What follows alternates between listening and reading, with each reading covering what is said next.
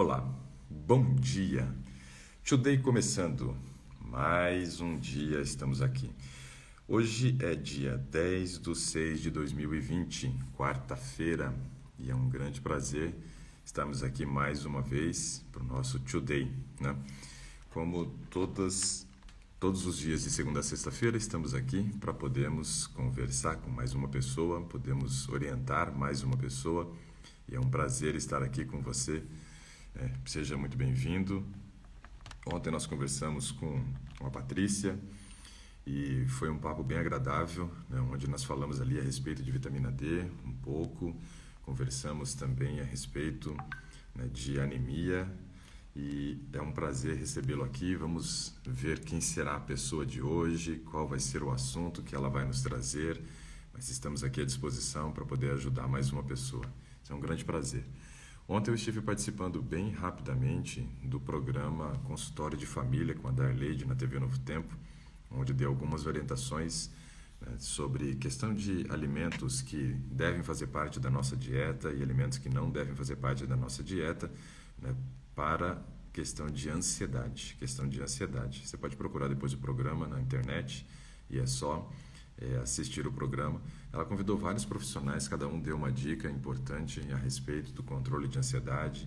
Uma psicóloga ensinou a respirar, depois teve uma outra profissional de massagem que ensinou como fazer uma automassagem, depois teve eu, né, que falei sobre a parte de alimentação, uma educadora física que falou sobre a questão de alongamento, né, para trazer relaxamento, e depois um neurologista no final que encerrou falando, né, a respeito de pensamentos e essas questões.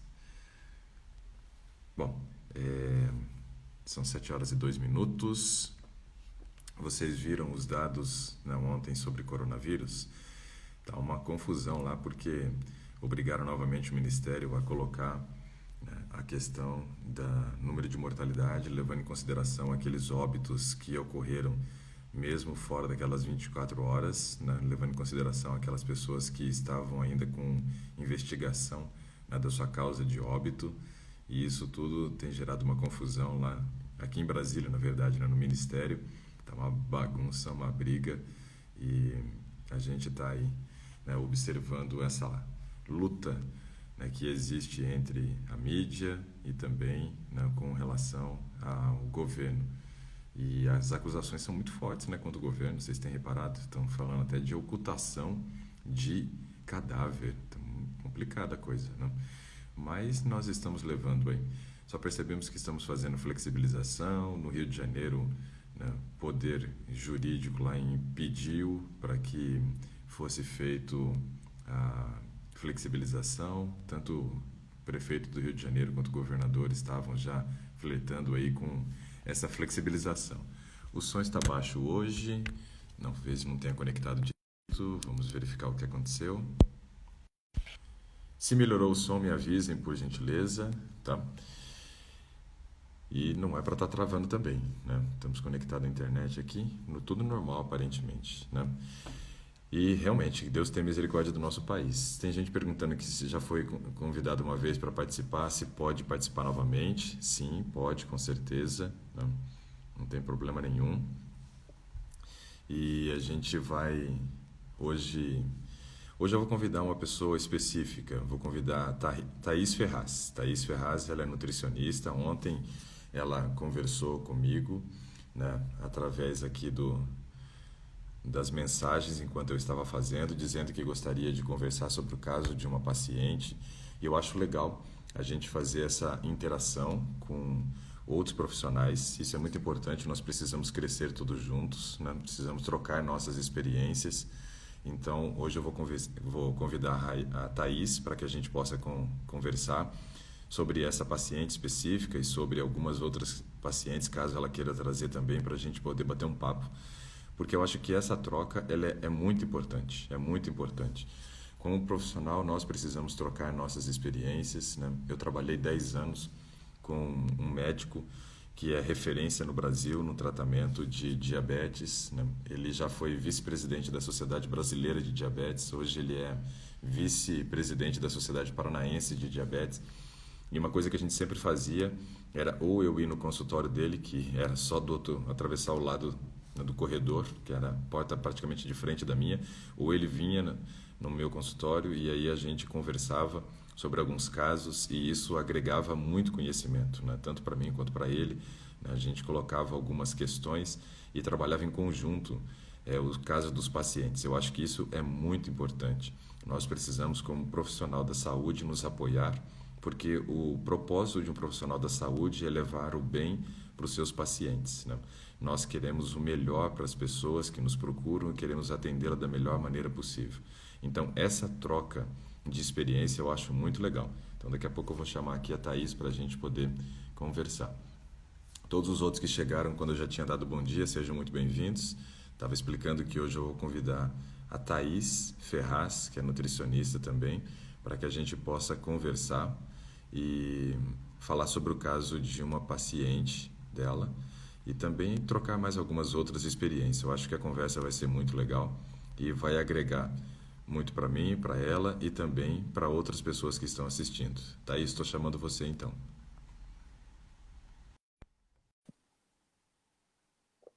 Vamos ver se vai dar certo.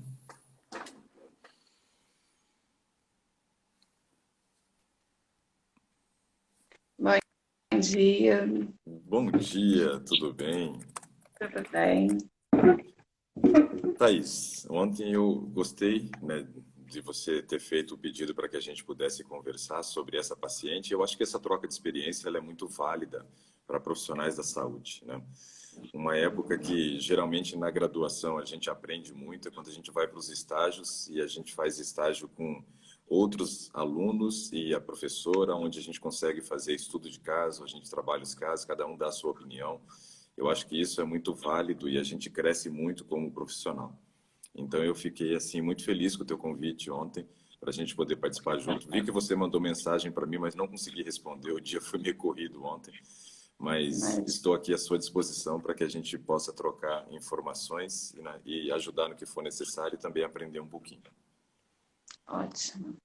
Bom, então, eu sou formada, vai fazer 2 anos agora em nutrição, Legal. né? Então, assim, logo que eu me formei, eu já comecei logo, me formei em agosto, em setembro eu já comecei a trabalhar pela prefeitura, então pelo SUS.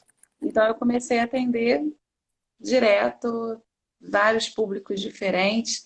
E assim, essa paciente acabou me marcando muito, porque é uma pessoa amiga da família e tendo vários sintomas, tendo que ir para o hospital agora nesse período de corona, e Complicado, né? tem 69 anos, né? Vai fazer 70 anos agora mês que vem, e com vários sintomas, então dores de cabeça, sentindo tontura, zumbido, dores na coluna, muito inchada, distensão abdominal.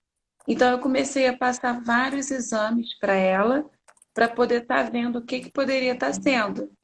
Então, no primeiro momento, ela é diabética, então ela faz uso de várias medicações, então ela toma, é, muita medicação, inclusive ela toma até um tamoxifen, que toma porque teve um câncer de mama Uhum. alguns anos atrás. E no exame que eu passei, eu fiquei assustada, porque a homocisteína dela deu acima de 65. 65? 65, sendo que acho que o ideal é até 14, né? Na Para verdade, risco de assim, doença. o ideal é abaixo de 7. 14 é o que a gente encontra comumente para pessoas que fazem consumo de carne, queijo, leite e ovos, porque tem muita metionina nesses alimentos, né, que é um aminoácido, e no metabolismo da metionina a gente forma a homocisteína. Então, o ideal é que a gente encontre abaixo de 7, mas o comum é você encontrar aproximadamente 11 para pacientes que comem carne, queijo, leite e ovos, e para alguns vegetarianos que não fazem suplementação, né, de vitamina B6, ou que esteja com carência, na verdade, de B6, B9, B12 e vitamina D, isso pode chegar ao nível de 14, mas esse nível é muito alto. Muito alto. A ferritina dela em 121 também. E o que também assustou foi o triglicerídeos dela. O Uhum. triglicerídeos dela está em 2.440. 2.440 de TG. É bastante, hein? 2.440. Colesterol 350, já com traços de urina, traços de proteína na urina. Ok. A Proteína glicada ali. dela, hemoglobina glicada 9,4. Então, a glicemia de jejum, no dia que ela fez o exame, 360, 9,4 a hemoglobina glicada? 9,4, Nossa. E glicose de jejum 360. 360, 360. Ok. E aí me espantou. Aí o que que acontece? Ela passou pelo endocrinologista. Uhum. O endócrino, no primeiro momento, não passou insulina, ela, pela questão dela ser analfabeta. Então, ela não mora sozinha, então não tem como ela estar lidando com isso, né? É porque Então, ela ele vai ter que falou, fazer contagem de carboidrato, então isso tudo vai complicar muito a vida dela, né? é. Então, aí fez uma ultrassom, abdômen total, e tá com várias pedras, no, vários cálculos na vesícula, tá com um cisto nos rins, a pressão arterial também descontrolada. Cisto renal, pressão alta. E É um uma ba- coisa também é que um baita estudo marcou, de caso, né? foi a vitamina D, que eu comentei Uhum. ontem, de 7,6. É, essa E daí é passou tragédia. pelo médico, o médico passou uma vitamina D de 7.000 por semana. Não vai resolver Aí nada. na hora eu falei, não tem como, não pode ser só baixa assim. Pois é, é uma dose muito Aí, pequena e quando a gente tem uma vitamina D abaixo de 10, você não pode ficar tentando fazer a reposição via oral. Você precisa fazer via injetável, porque é a única forma de você conseguir corrigir rápida, né? Não tem como você fazer uma correção rápida da vitamina D via oral. Trabalhando com uma dose dessa não vai resolver nada. Na verdade, o que vai acontecer, essa dose, é o seguinte: você vai conseguir manter nesse estado, não vai piorar. Mas subir não vai. Porque a gente tem que lembrar que taxa de absorção não é de 100%, né? Então, quando eu falo assim, que nas DRIs a recomendação são de 400 UI de vitamina D diária. Isso quer dizer, 400 UI é o que eu preciso, não é o que eu devo ingerir. O que eu devo ingerir é sempre um pouco maior, que a taxa absortiva é menor. Como eu tive a minha primeira experiência com a nutrição animal, lá nós fazíamos pesquisas que não são feitas em seres humanos. Por exemplo, lá a gente fazia pesquisa para avaliar qual que era a taxa de absorção. E não tem como fazer isso. Quer dizer, até tem como fazer no ser humano, mas não é feito. Onde você mensura tudo que o animal come. Então, em 24 horas eu sei exatamente o que aquele animal comeu. Eu coleto as fezes dele de 24 horas e depois eu vou fazer a análise dessas fezes e eu vou conseguir descobrir quanto que tinha de carboidrato, de proteína, de gordura presente nas fezes. Então, eu sei quanto que eu aproveitei daquilo que foi dado. Então, lá a gente fazia ensaios de digestibilidade. No ser humano não é feito. Então, por não ser feito, a gente não sabe qual é a taxa absortiva. Só que uma questão que a gente precisa lembrar é o seguinte: conforme a idade vai avançando, nossa taxa absortiva vai diminuindo, porque você vai diminuindo a produção de ácido clorídrico, você diminui a produção de gastrina, diminui a produção de várias enzimas hepáticas, né? E isso tudo, então, compromete o processo da digestão e absorção. Ó, minha esposa está dizendo que chegou aqui, está assistindo também. E aí, nesse aspecto, nós precisamos considerar que ela não vai absorver 100% do que toma. Então, vamos considerar que 1.000 UIs que ela está fazendo a ingestão, ela absorva os 400 que ela precisa. Ou seja, no máximo, ela vai manter do jeito que está, em 7,6, que é um absurdo, né? Uma vitamina D dessa muito baixa. Ainda mais com os problemas que ela tem. A gente vai perceber que muitos dos problemas que ela tem pode ter uma relação direta com essa questão da vitamina D, né? Pode ter uma relação direta com a vitamina D. Tem mais algum dado aí do caso dela? então, aí com isso tudo que ela passou pelo médico, o médico aumentou a dose do antidepressivo. Hum, Aí eu falei, mas como assim? O problema da depressão dela está relacionado também à vitamina D, não é? Sim, a vitamina D tem uma relação direta com depressão e outra coisa, né? Como é que é o trânsito intestinal dessa paciente? 69 anos, a gente sabe que a motilidade gástrica, né, já é menor, a motilidade intestinal é menor. Isso faz com que muitos idosos acabem sofrendo de constipação intestinal. Além do que as mulheres, né, que não sofrem de problema de constipação intestinal depois que entram na menopausa, bem provável que comecem a sofrer, né, de problema de constipação intestinal.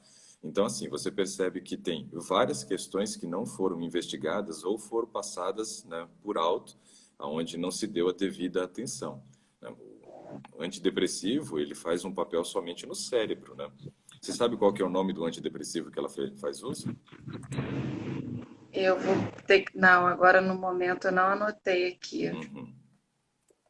Tá, não tem Não. problema. Se você tivesse, a gente só ia verificar qual que é a classe desse antidepressivo. Porque, geralmente, o primeiro antidepressivo que os médicos costumam prescrever é um antidepressivo que faz parte da classe tricíclica, né? O que que é o antidepressivo tricíclico? Ele gera um estímulo para que o seu organismo produza serotonina. Só que a gente sabe que a produção da serotonina, ela acontece majoritariamente no intestino. Então, se eu estimulo, mas não ofereço as condições adequadas para o meu intestino estar produzindo serotonina, esse antidepressivo, ó, tanto fez como tanto faz, né? Não vai resolver absolutamente nada. Porém, Entendi. tem outros antidepressivos que eles já geram um certo benefício, porque eles são de classes diferentes, onde ele é o IRSS, que é o inibidor da recaptação seletiva de serotonina, ou também o IMAL, que é o inibidor da monoamino-oxidase. Esses outros dois antidepressivos, eles agem à base dos neurônios, né, no nosso cérebro, um deles impedindo a recaptação e o outro impedindo a destruição da serotonina, que impede a enzima que faz a destruição dela. Então você até consegue aumentar um pouquinho o nível de serotonina sanguínea e melhora um pouco os aspectos emocionais.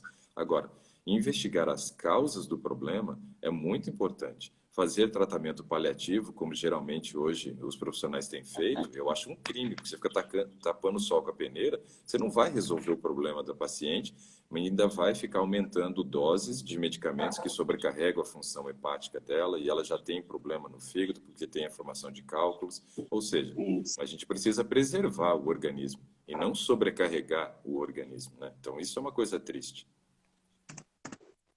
entendi. Bom, vamos lá então, vamos trabalhar aqui. Desde o início, vamos tentar observar aqui, ó. Bom, paciente então, com 69 anos, idosa, sente tontura e zumbido, né? Isso pode ter uma relação com falta de vitamina D, como você já trouxe para a gente essa informação, porque a vitamina D dela está muito baixa. E a vitamina D, ela tem uma relação direta com a questão do funcionamento cerebral. Construção de bainha de mielina, por exemplo, é feito, né, no nosso organismo mediante a ação de vitamina D. Importante a vitamina D para essa questão. E se ela está com tontura, provavelmente ela também deve estar com um andar cambaleante, né? Isso daí é uma questão. E aí a gente pode levar em consideração tanto a vitamina D quanto a vitamina B12, que eu acho que não tem o exame de B12 dela, né? Então, B12 dela deu 309. Então B12 tá normal. B12 normal. Então não é B12. Porque quando você falou da homocisteína bem elevada, eu já pensei também na questão da própria B12, né? Que pode ser uma carência muito comum nos pacientes, né, que têm idade avançada, porque como você mexe com toda essa parte fisiológica da digestão e a digestão começa a ficar mais lenta, você também diminui a quantidade de fator intrínseco para transporte de B12 no trato gastrointestinal para absorção. Então, é comum nós encontrarmos pacientes, né, com mais de 60 anos com deficiência de B12. Porém, a dela está normal, né? 372? 9.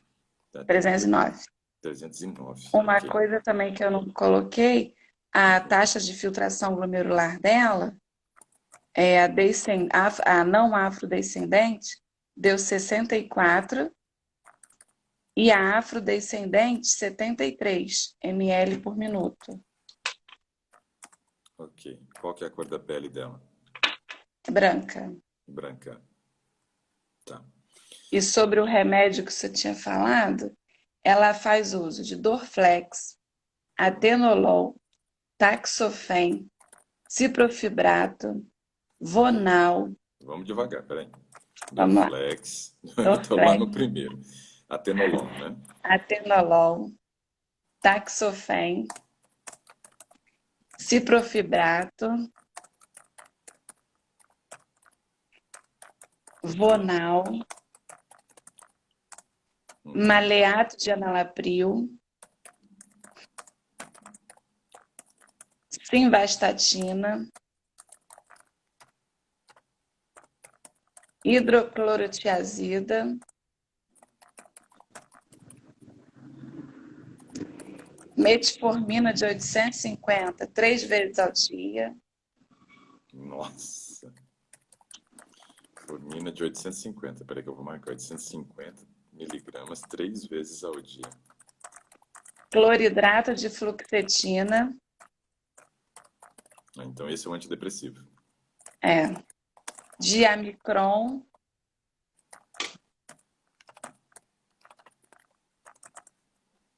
e noripurum de 100 miligramas.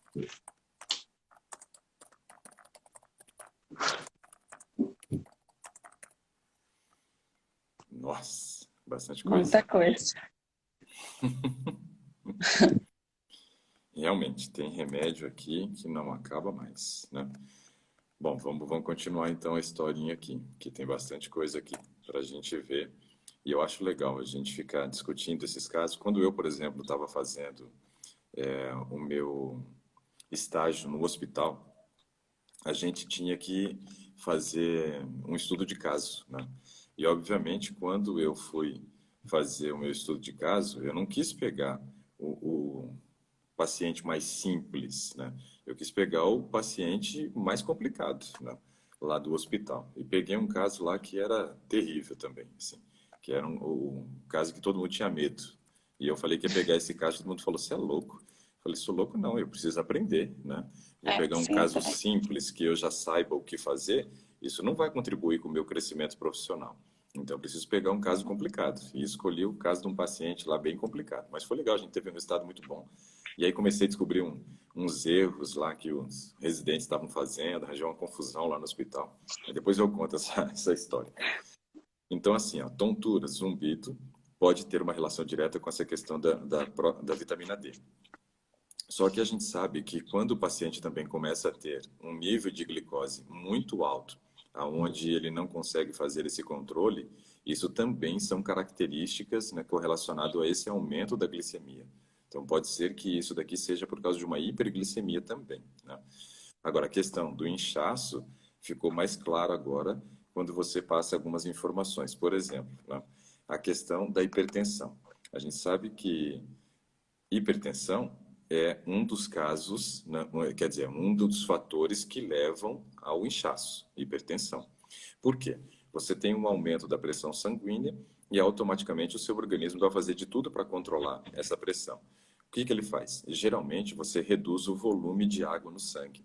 E isso força a saída de água para o rim, que a gente vai conversar sobre isso também, porque você falou da taxa de filtração glomerular, ou então essa água sai para o espaço intersticial, que é justamente o espaço entre o vaso sanguíneo e os órgãos ou a musculatura.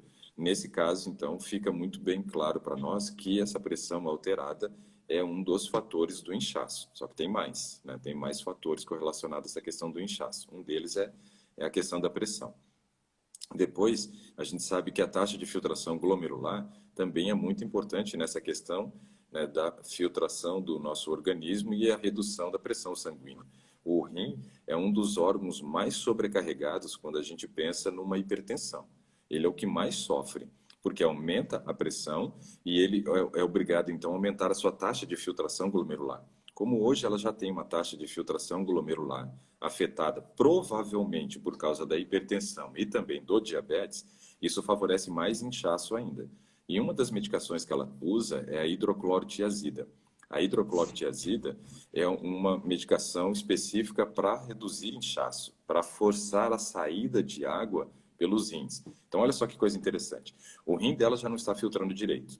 E aí eu dou uma medicação que estimula uma maior taxa de filtração glomerular. O que isso pode gerar? Né? Isso pode gerar uma sobrecarga de trabalho do rim e conduzir o rim para falência mais rápida ainda. Então, olha que complicação. Porque assim, você precisa fazer com que a água seja eliminada, só que você tem uma dificuldade de trabalho do rim. Aí, quando você usa a hidroclorotiazida, você está forçando a saída da água. Quando a gente pega, por exemplo, um paciente que tem insuficiência renal para tratar, o que a gente precisa observar num paciente de insuficiência renal? Tem algumas condições que sobrecarregam a função renal. Então, o que a gente observa nesse paciente de insuficiência renal? Primeira questão, proteína.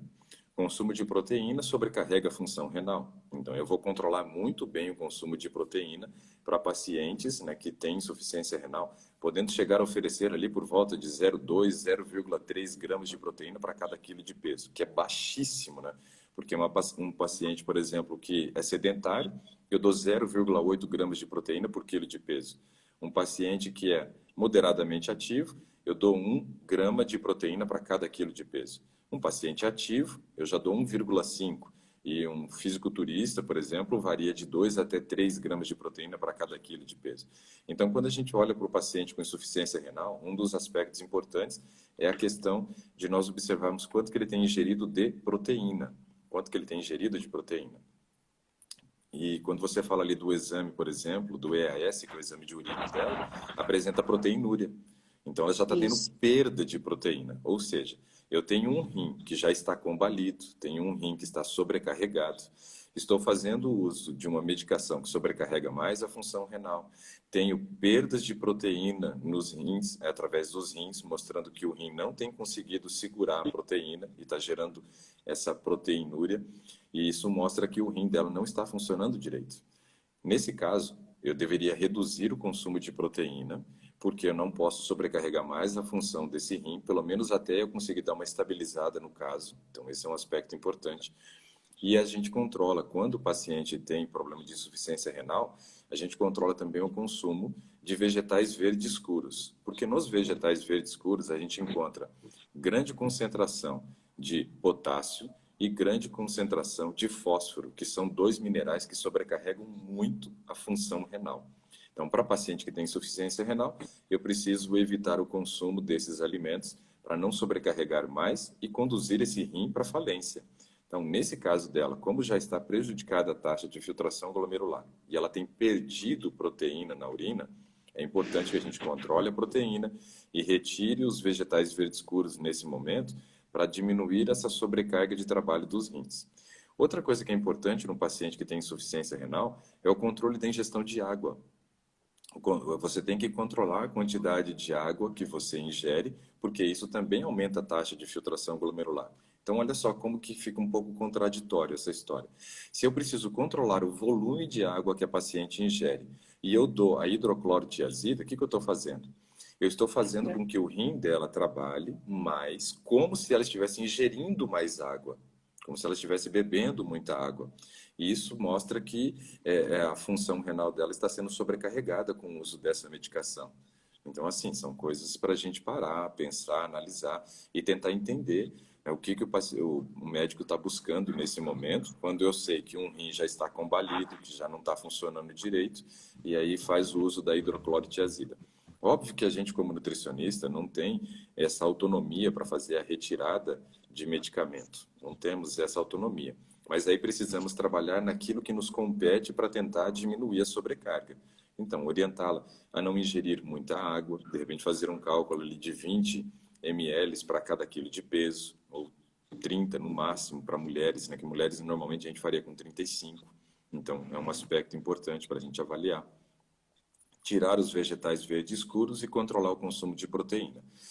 Evitar muito também o consumo de sódio, controlar demais. Uma dieta hipossódica para ela é muito importante, porque o sódio, ele é uma molécula que a gente chama de higroscópica, ou seja, o sal retém água. O sal retém água. No entanto que, quando a gente tem um saleiro em casa, muitas vezes a gente coloca até um arrozinho dentro lá para tentar fazer com que o sal não empedre, não é? Porque ele vai puxando água e aí ele vai empedrando. No nosso organismo, se a gente consome muito sódio, isso vai fazer com que aumente o volume de água na corrente sanguínea. Aumentando esse volume de água na corrente sanguínea, a gente gera uma condição que é uma hipervolemia. hipervolemia, que sobrecarrega a função renal também. Então é importante o controle do sódio, e a gente encontra sódio principalmente nos alimentos industrializados, né, e nos temperos industrializados, porque isso é muito importante, né, a gente observar que não deve fazer parte da alimentação dela nesse momento, né? Então, mais essa recomendação aí, pensando nessa questão. Provavelmente no exame dela também de glicosúria, que ela deva ter perdas de glicose também na urina. Ah, tá. Perda de glicose, perda de hemoglobina na urina. Então, ela já tem sangue também na urina. Isso mostra que o rim dela está bem sobrecarregado e a gente tem que fazer de tudo nesse momento para diminuir a sobrecarga renal. E o pior paciente que existe para tratar na face da Terra é o paciente com insuficiência renal. Esse é o pior de todos, né? Olha, é mais fácil você Tá, tratar mas sendo pacientes... teimoso, né? Aí é pior. Você tem pacientes com câncer, é mais fácil tratar pacientes com câncer, né, de dar as orientações do paciente com câncer do que do paciente que tem uma sobrecarga renal, né? E essa sobrecarga renal dela está correlacionada à pressão e também à glicose totalmente descompensada e usando glifagem na dose mais alta que tem, de 850, deve ser o XR, e ainda 3 vezes ao dia, né? Então, sobrecarrega demais. Bom, vamos continuar. Inchada. Já, isso aqui foi tudo por causa do inchaço que eu entrei nesse assunto aqui, nesse aspecto. Distensão abdominal. Bom, se ela tem distensão abdominal, o que a gente começa a analisar nesse aspecto aqui? Ó? Problema digestivo. Problema digestivo. Digestão dela é lenta. Ela já tem 69 anos, deve estar produzindo, né, pouca gastrina, pouco ácido clorídrico, poucas enzimas hepáticas e ainda tem as pedras na vesícula, que é um agravante para essa questão da distensão abdominal. Por quê? De todos os nutrientes que a gente tem que fazer a digestão, Thaís, o mais difícil é a gordura, né? Então, a gente sabe que se não está funcionando bem o fígado para produzir bile, ou se já nem tem a vesícula, isso já sobrecarrega o tempo de permanência do alimento no estômago, o que aumenta esse risco da distensão abdominal. Como ela tem cálculos na vesícula, e você disse que são vários cálculos, e isso é preocupante, porque quando ela tem 1 ou 2 cálculos, quer dizer que são cálculos grandes. Quando ela tem vários cálculos, isso quer dizer que geralmente é microlitíase. E microlitíase são pequenos cálculos. E isso é assustador. Por quê? Porque um deles pode resolver sair e parar no ducto e gerar uma pancreatite. Então, nesse caso, o que a gente tem que entender? Eu não posso sobrecarregar também a alimentação dela com gordura. Então, veja, não posso colocar muita proteína, porque vai sobrecarregar o rim, que já está sobrecarregado. Não posso colocar muita gordura, porque ela tem microlitíase e eu posso fazer com que a contração da vesícula seja muito vigorosa, dependendo da quantidade de gordura que eu como. E esse cálculo, então, pode migrar, parar no ducto e gerar uma pancreatite. E ela é diabética, também não poderia sobrecarregar em carboidrato. Mas de todos esses que eu estou citando, o que eu vejo ainda como menos prejudicial é nós trabalharmos com uma dose mais alta de carboidrato, uma dose menor de proteína e menor de gordura. Então, se eu fosse fazer hoje uma distribuição de calorias para essa paciente, como que eu trabalharia? Provavelmente eu trabalharia da seguinte forma: 60% das calorias eu traria, né, através dos carboidratos. E orientaria, obviamente, para que esse carboidrato fosse um carboidrato de índice glicêmico baixíssimo, acrescentaria para ela muita fibra, e essa fibra provavelmente eu utilizaria linhaça inteira, porque eu não quero as calorias da linhaça, eu não quero aquela gordura. Eu já tenho problema aqui com a vesícula, então eu não posso sobrecarregar de gordura. Então eu usaria a linhaça inteira para ela polvilhar em cima da comida, em todas as refeições. Vai comer fruta, coloca linhaça. Vai comer um arroz com feijão, coloca linhaça inteira. Vai comer na janta, vamos pensar, uma salada junto com um pão, né, e mais alguma coisa, bota linhaça. A linhaça vai ter que ter em tudo. Por quê? A linhaça vai fazer 2 papéis importantes para nós aqui, que é fibra insolúvel. Primeiro, vai reduzir um pouco a absorção da gordura, como ela já tem todas as taxas dela, né, de triglicerídeo e colesterol alterado, eu preciso forçar que saia boa parte da gordura que ela ingere pelas fezes. Além disso, a bile ela é composta basicamente por colesterol. E quando você tem, então, essa bile sendo despejada pelo esfíncter de Oddi ali no intestino, uma parte desse colesterol se liga com essa fibra e impede a reabsorção. Então, eu começo a forçar a utilização da gordura que tem no organismo, que está circulando na corrente sanguínea, para a formação de mais bile. Então, dessa forma, eu também começo um processo de redução dos níveis de gordura. Outra coisa, vou lá para a medicação para a gente fazer essa relação aqui, ó. Um dos medicamentos que ela usa aqui é a simvastatina, né? E ela usa também o fibrocibrato. E esses dois medicamentos, eles estão diretamente envolvidos com o controle de gordura no organismo. Eles trabalham tanto para controlar o triglicerídeo quanto para controlar o colesterol. Nesse caso, o que a gente tem que pensar? Essas duas medicações, elas estão trabalhando para tirar a gordura de onde? Do sangue. Mas elas vão tirar do sangue e vão jogar para onde? Para o fígado. Então, é bem provável que nesse ultrassom de abdômen total possam até ter percebido já uma formação de esteatose hepática, né? Bem moderada já. Então, esteatose hepática moderada. Por quê? Por causa da medicação agora. Porque a medicação, ela tem que tirar da onde é considerado a gordura de maior risco no nosso corpo. Quando uma pessoa, por exemplo, que está acima do peso, começa um processo de mudança do padrão de alimentação, o seu cérebro pensa o seguinte: opa, estão me dando chance, então eu vou começar a resolver os problemas, vou começar a limpar a casa. Por onde que eu começo? Por onde eu tenho maior risco, que é a gordura sanguínea. Então, a primeira coisa que o organismo começa a fazer quando a gente tem essa possibilidade de oferecer para ele a chance de melhora é começar a reduzir a gordura que está no sangue. Porque a gordura no sangue forma a placa de ateroma, a gordura no sangue pode gerar um infarto agudo do miocárdio, pode gerar um AVC. Então, o teu organismo vai fazer de tudo para se manter vivo. Então, ele começa organizando a casa pela gordura sanguínea. Só que ele tira a gordura do sangue e tenta jogar isso para algum lugar, tenta jogar para algum lugar. Ou ela vai ser utilizada como fonte de energia se a pessoa começa a fazer atividade física, ou então é o fígado que vai ter que entrar aí para poder resolver essa parada aí complicada. E o fígado então fala: vem em mim, né? Vem em mim, manda para cá que eu vou resolvendo. Até que chega um momento que ele começa a criar uma esteatose hepática. Ele fala: não quero mais não, agora eu preciso de ajuda. Aí ele começa a jogar para a região abdominal e construir gordura visceral e gordura subcutânea. Então veja que num processo de mudança, sempre o teu corpo vai pensar primeiro gordura do sangue, depois gordura do fígado, para depois pensar na gordura que está em volta das vísceras, que é a que gera o diabetes tipo 2, e por último a gordura subcutânea, que é aquela que as mulheres gostariam que fosse a primeira, né? Mas não é. Não é a primeira, é a última, porque é a que gera menos risco.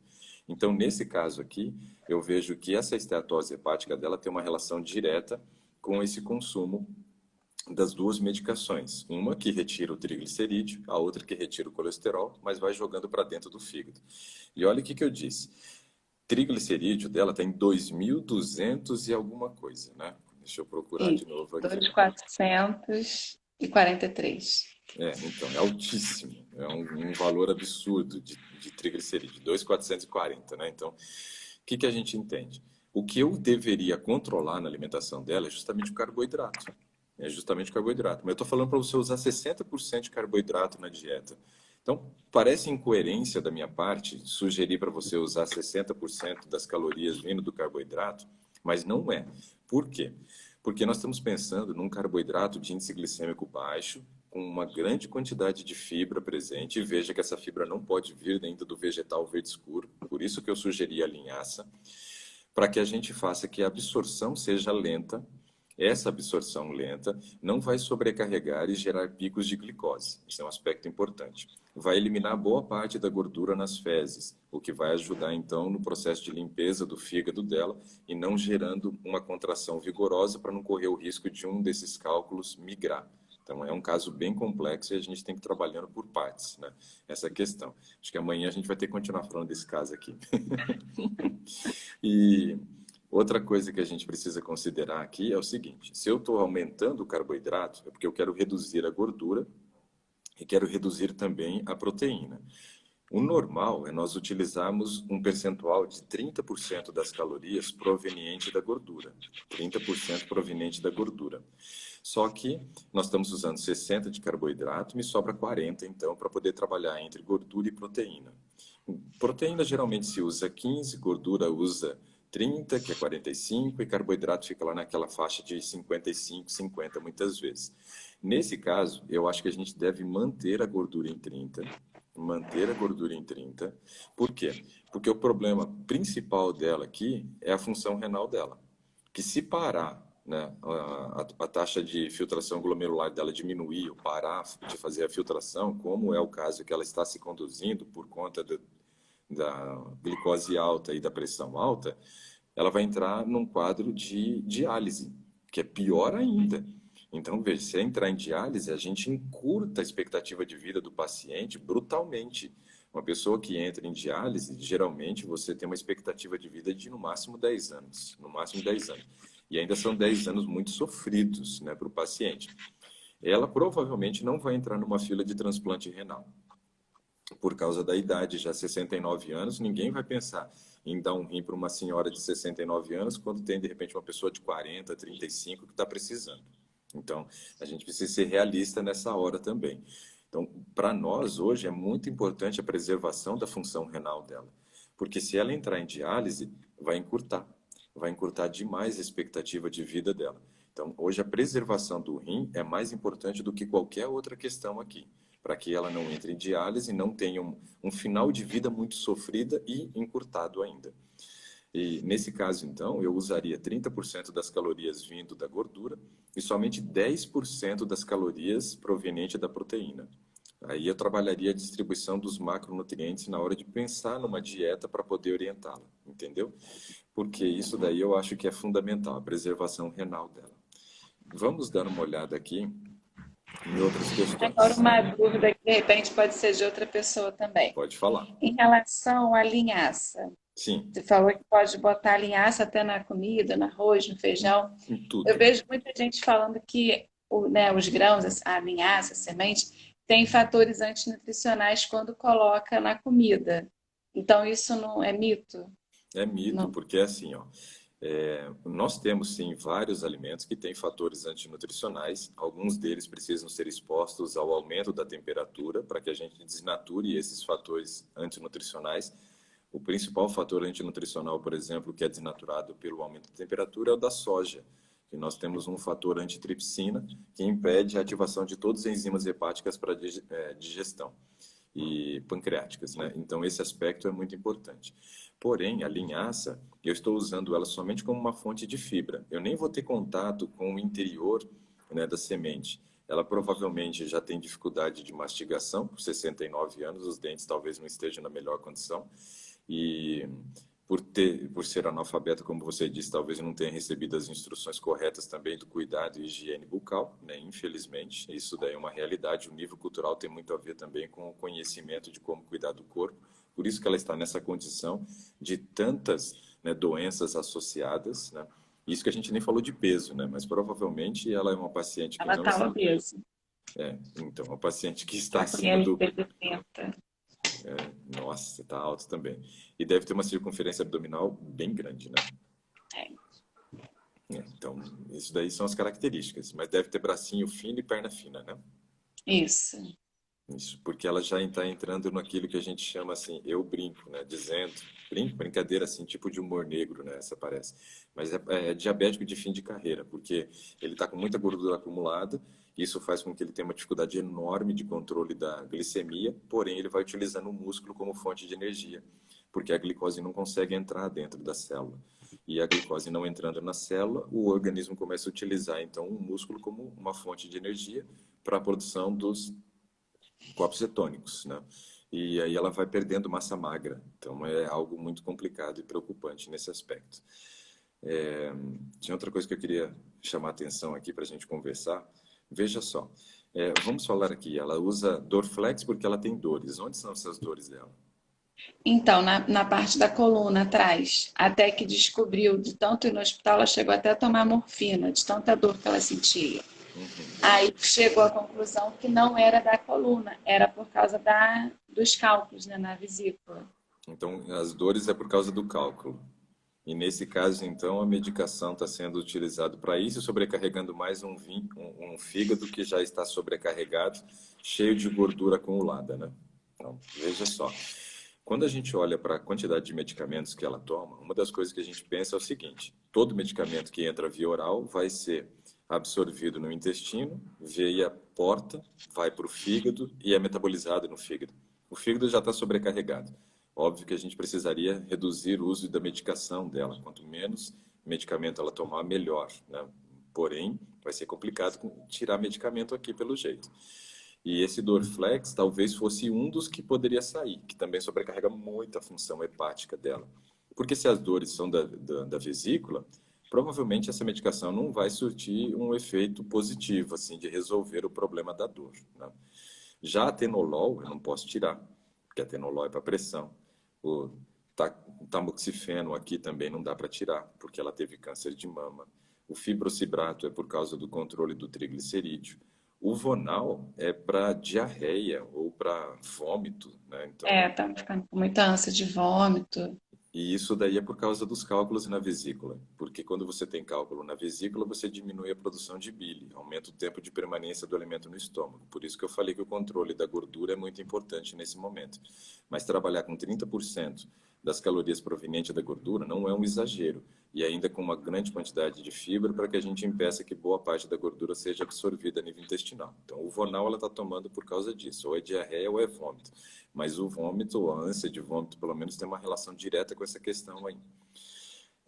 Um aleato de enalapril a pressão também, simvastatina é a parte de colesterol, o hidroclorotiazida é para a questão do inchaço, né, pressão, metilformina de 850 miligramas 3 vezes ao dia é para o diabetes, o cloridrato de fluoxetina é um antidepressivo da classe inibidor da recaptação seletiva de serotonina, diamicron é para coração, né, e nuripurum é fonte de ferro. Então, veja, não posso tirar a maioria das medicações dela aqui, porque ela tem problema de pressão, deve ter problema de coração, por isso usa diamicron também, né?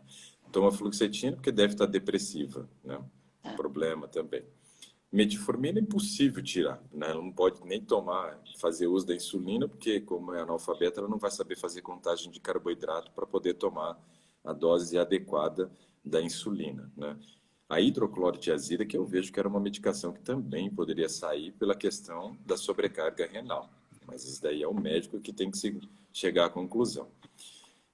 Depois ela tem esse fibrocibrato e simvastatina, que é com relação à parte da gordura. Se a gente conseguir mudar a parte da ingestão de alimentos dela, melhorando o padrão de alimentação, aumentando a quantidade de fibra, isso já vai cumprindo um papel muito parecido com o que essa medicação faz, né? Ajudar no controle dessa quantidade de gordura na corrente sanguínea. Porém, o fibrocibrato era uma medicação que eu tiraria, mesmo ela estando com um TG de 2.440. Por quê? Porque quem faz o papel do fibrocibrato é a atividade física, e é uma coisa que provavelmente ela não esteja fazendo, né? Mas precisa, né? Se ela fizer atividade física, essa é uma medicação que a gente consegue tirar também, porque a atividade física corrige, né, o nível de triglicerídeo na corrente sanguínea. Ainda mais que você vai trabalhar com uma alimentação integral de índice glicêmico baixo, que vai sobrecarregar menos a quantidade de glicose na corrente sanguínea e diminuir a formação desse triglicerídeo. O que está acontecendo no caso dela é que, como ela tem uma hemoglobina glicada de 9,4, o organismo dela não administra mais a glicose, não consegue mais administrar essa glicose e fazer com que a glicose tenha entrado dentro da célula. Isso vai fazendo o aumento da hemoglobina glicada, mas muita glicose vai para o fígado e o fígado transforma em triglicerídeo. É o que está acontecendo hoje. Então, eu preciso trabalhar em algumas frentes para controle desse triglicerídeo. Primeiro, preciso diminuir a velocidade de absorção da glicose na hora que eu faço a ingestão de alimentos. Ou seja, trabalhar com um índice glicêmico bem baixo, muita fibra e essa gordura que vai ser 30%, que também vai ajudar a diminuir a velocidade de absorção. Só que dessa forma, eu vou gerar menos picos de glicose na corrente sanguínea. Só que aí eu tenho que fazer com que a glicose também seja necessária dentro da célula. E como é que eu faço isso, né? Fazendo uso aqui da metformina, porque ela é um hipoglicemiante oral, que ela trabalha justamente na questão da resistência insulínica. Essa metformina foi um medicamento que foi produzido não para tratamento de diabetes. A metformina é um medicamento que foi produzido para tratamento de ovário policístico. E eles descobriram que ovário policístico gerava resistência insulínica e a medicação então acabou sendo utilizada para diabetes depois. Então isso daqui é para fazer com que a gente vença as barreiras, né, que estão interferindo no trabalho da insulina. Ela deve produzir pouca insulina, ela não parou de produzir insulina, porque se ela tivesse parado, teria que entrar com a insulina, né, injetável, mesmo sendo uma paciente que tem dificuldade de leitura, que tem dificuldade de compreensão, teria que entrar, porque seria uma crueldade você, uma paciente que não tem produção de insulina, você não dar insulina para ela, ficar usando hipoglicemia antioral não vai resolver. Então, se o médico manteve ainda a medicação, é porque ele acredita que o pâncreas dela ainda continua trabalhando, né? Ela fez exame de insulina também ou não? Então, insulina, ela não, eu pedi, mas ela não me passou o resultado. Tá. Se você descobrir, depois você me passa, para a gente Tá. saber como é que está a função do pâncreas dela, se ela está produzindo um pouco de insulina ainda. Então, a gente tem que tentar diminuir, obviamente, essa resistência insulínica. Como é que eu vou reduzir a resistência insulínica? Três coisas importantes. Primeiro, atividade física para forçar a glicose a entrar dentro da célula. Tem que fazer. A glicose, ela precisa ter um destino, senão ela fica circulando no sangue, vai para o fígado e vira triglicerídeo. Então, eu preciso forçar a entrada dessa glicose para dentro da célula. E a atividade física é o que aumenta essa demanda. Então, isso é muito importante. Outra coisa importante é que a gente precisa controlar o peso, precisa controlar peso. Então, a dieta dela tem que ser hipocalórica, que ela vai ter que reduzir peso. E dieta hipocalórica com atividade física ajuda muito na questão do controle do peso. E o terceiro é justamente essa questão do controle emocional, porque o cortisol elevado, ele também gera resistência insulínica. Então, ela está fazendo uso de um antidepressivo, que é o cloridrato de fluoxetina, porém, a gente tem que lembrar o seguinte, a produção de serotonina acontece no intestino. Então, a gente precisa aumentar a ingestão de fibra para melhorar o trânsito intestinal. Eu acho que no caso dela, valeria muito a pena fazer uma reposição de lactobacilos também, para poder ajudar nesse processo e diminuir essa distensão gástrica que ela tem, que é um problema. A gente precisa controlar muito bem a questão do sono dela. Você sabe como é que é o sono dela? Se ela sofre de insônia? Só. Eu Tem imaginei, mas vezes que só ela tem que perguntei para tomar tirar uma dúvida. medicação também para. Às vezes ela toma um negocinho porque ela não consegue dormir. Dá uma pancada de pau de macarrão na cabeça dela para desmaiar. Ela sem precisar usar mais medicamento, vai acabar com o fígado dela. Daqui a pouco ela vai desenvolver mais problema nesse fígado dela aqui, né? E aí a gente conduzir o fígado para o processo de falência não é uma coisa boa também, não. Então, assim, sono é muito importante para a gestão emocional. Então, tenta conscientizá-la da importância dela dormir cedo também.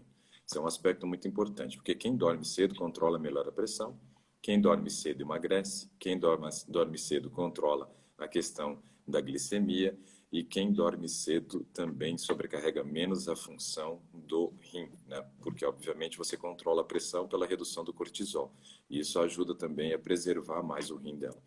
Então, dormir cedo vai ser algo muito importante nesse aspecto da gestão emocional dela. Essa medicação, ela tem um papel, porém, a gente sabe que a produção de serotonina acontece no intestino. Então, o trânsito intestinal tem que estar muito bem regularizado. Quando a gente pensa em trânsito intestinal, a gente tem que pensar em quê? Ter uma quantidade de ingesta calórica, né, em cada refeição que gere volume suficiente para poder estimular a contração da musculatura do intestino. Então, comer menos vezes ao dia, mais volume em cada refeição. No caso de diabéticos, geralmente eles tentam fazer o contrário. Eles fazem poucas refeições ao dia com volume pequeno em cada uma dessas refeições, porque eles dizem que isso não gera sobrecarga de glicose na corrente sanguínea. É justamente o contrário que foi provado por uma pesquisa realizada na República Tcheca. Menos refeições ao dia ajudou no controle glicêmico muito melhor do que comer várias vezes ao dia. E, além disso, ajudou na redução do peso, né? Mais do que comer uma dieta hipocalórica dividida em 6 refeições ao dia. Então, esse é um aspecto muito importante que a gente tem que considerar, porque eu tenho que ter volume de alimentos para poder estimular a contração do intestino. Aumentar a ingestão de fibra, que a gente vem falando desde o início, né? Não posso aumentar muito a ingestão de água, senão sobrecarrega a função renal dela.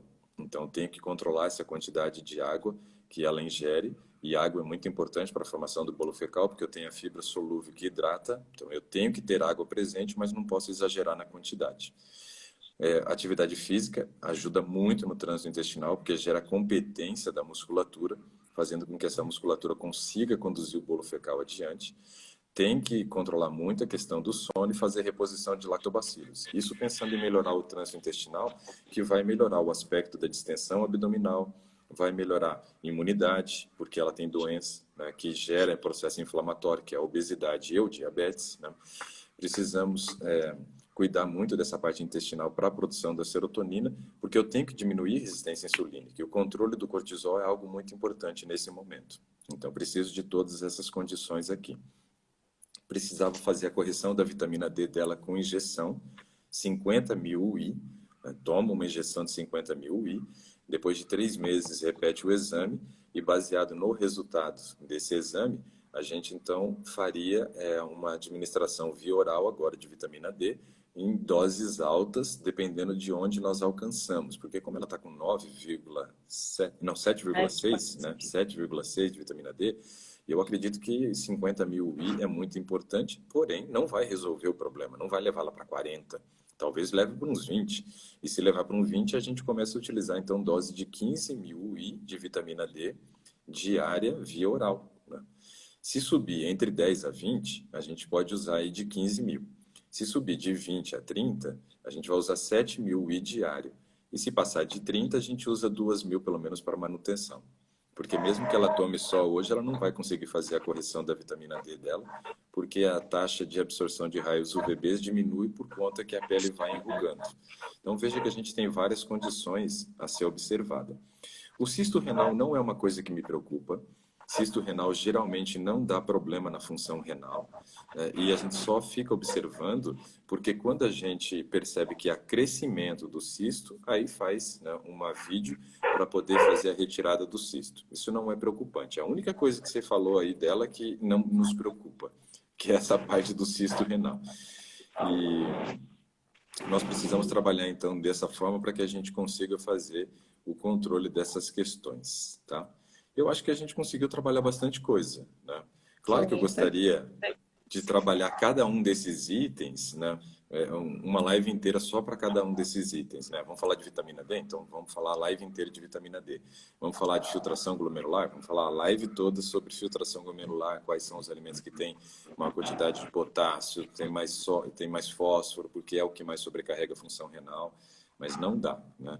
A trabalhar uma por dia, senão o pessoal, né, corta meu pescoço aqui, né? Aí eu não consigo ajudar mais.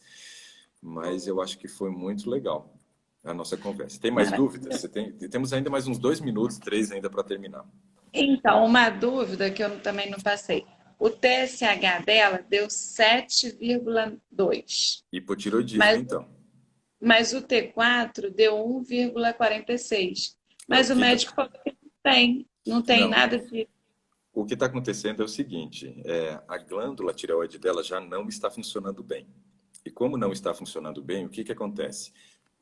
A hipófise produz mais TSH para estimular a tireoide a trabalhar. Então, o que está acontecendo é o seguinte, ele está conduzindo, digamos assim, a tireoide dela para falência, porque está sobrecarregando a função da tireoide. Ou seja, eu tenho que mandar muito TSH para que a gente possa fazer a produção de tiroxina normal. Estou mandando muito estímulo, muito estímulo. Então, sabe quando você tem um funcionário preguiçoso que o tempo inteiro você tem que ficar cutucando ele? É mais ou menos assim, essa tireoide ela está preguiçosa e ela precisa ficar recebendo muito estímulo, muito cutucão para poder trabalhar. Nesse momento ela não tem um hipotiroidismo porque a tireoide ainda está sendo suficiente, mas com um estímulo brutal, estímulo brutal. E o que que acontece então nesse caso?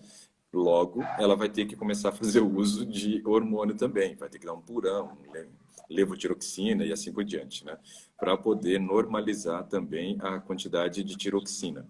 E esse aspecto é muito importante. Vale a pena ela observar mais vezes ao ano esse exame. Por quê? Porque em algum momento a tireoide vai parar de funcionar.